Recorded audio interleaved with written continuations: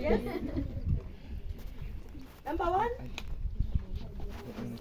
authoritative. Number 2, neglective. Number 3, permissive. Number 4, because ya wale hawakuwa hiyo siku. That's the reason why I'm insisting you give me the fourth one. Which was the fourth one?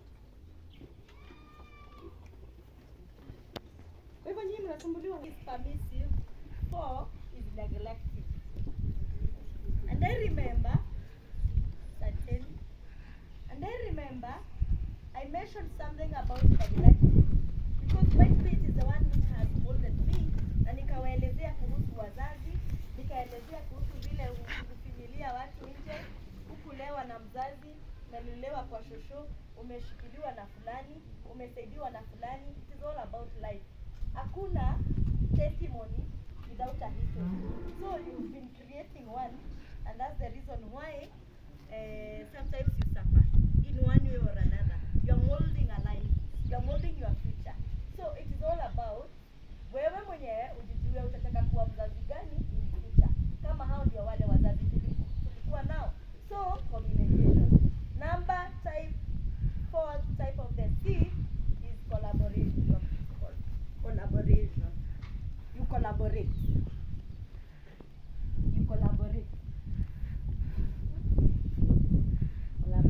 So collaboration. Ready?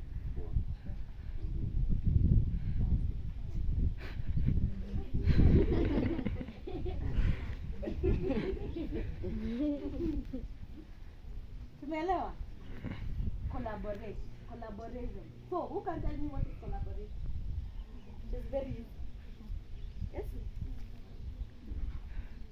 Negotiation between two people. Another one?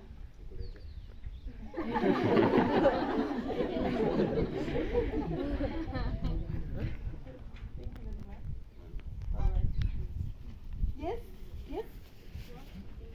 Yes, that's the key point that I wanted. Working together. You need to work together. So first, where are you? You need to work together. Mko wapi? Hakuna pamposi? Hawajiamini?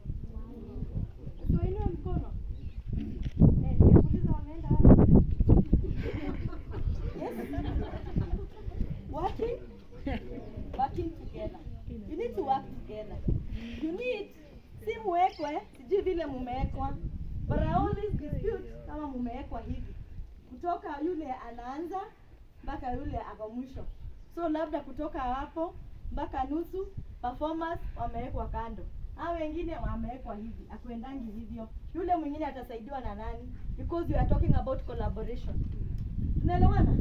We are talking about collaboration. So lazima tujue vile tutawork together. Tunaelewana?